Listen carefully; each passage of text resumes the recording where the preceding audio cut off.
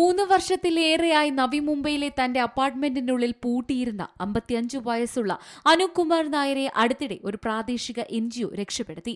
Computer പ്രോഗ്രാമറായി ജോലി ചെയ്തിരുന്ന അനൂപ് മാതാപിതാക്കളെയും സഹോദരനെയും നഷ്ടപ്പെട്ട ശേഷം ഒറ്റയ്ക്കായിരുന്നു താമസിച്ചിരുന്നത്. ഈ സമയത്ത് അദ്ദേഹത്തിന്റെ ആരോഗ്യവും മാനസികാവസ്ഥയും വഷളായിരുന്നു. ഓൺലൈൻ ഭക്ഷണ വിതരണത്തിലൂടെയല്ലാതെ അദ്ദേഹത്തിന് ആരുമായും യാതൊരു ബന്ധമില്ലായിരുന്നു. NGOയ്ക്ക് അദ്ദേഹത്തിന്റെ അവസ്ഥയെക്കുറിച്ച് ഒരു ഫോൺ സന്ദേശം ലഭിച്ചതിനെ തുടർന്നാണ് രക്ഷാപ്രവർത്തനം നടത്തിയത്. ഫ്ളാറ്റ് വളരെ വൃത്തിഹീനമായ അവസ്ഥയിലായിരുന്നു. ചുറ്റും മാലിന്യങ്ങളും മനുഷ്യവിസർജ്യവും ഉണ്ടായിരുന്നു. ഫർണിച്ചറുകളിൽ ഭൂരിഭാഗവും നഷ്ടപ്പെട്ടതിനാൽ അനൂപ് ഒരു കസേരയിൽ ഉറങ്ങുന്നതായി കണ്ടെത്തി. കാലിൽ ഗുരുതരമായ അണുബാധയും ഉണ്ടായിരുന്നു. അടിയന്തരമായി അനൂപിന് വൈദ്യസഹായം നൽകി. റിപ്പോർട്ടുകൾ പ്രകാരം അനൂപ് വളരെ കാലമായി അയൽക്കാരുമായോ കുടുംബാംഗങ്ങളുമായോ സംസാരിച്ചിരുന്നില്ല.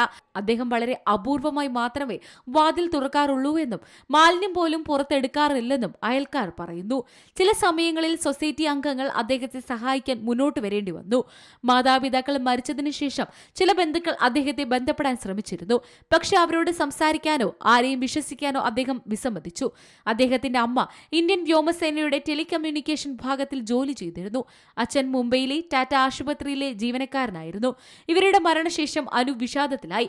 പതുക്കെ പുറത്തിറങ്ങുകയോ ആളുകളുമായി ഇടപഴകുകയോ ചെയ്യുന്നത് നിർത്തി. ഒറ്റയ്ക്കാണ് പൂർണ്ണമായും ജീവിച്ചത്. സുഹൃത്തുക്കളില്ലായിരുന്നു. മരിച്ചുപോയ മാതാപിതാക്കളുടെ സ്ഥിര നിക്ഷേപം ബാങ്ക് അക്കൗണ്ടിലേക്ക് മാറ്റാൻ അയൽക്കാരിൽ ചിലർ അദ്ദേഹത്തെ സഹായിച്ചിരുന്നു.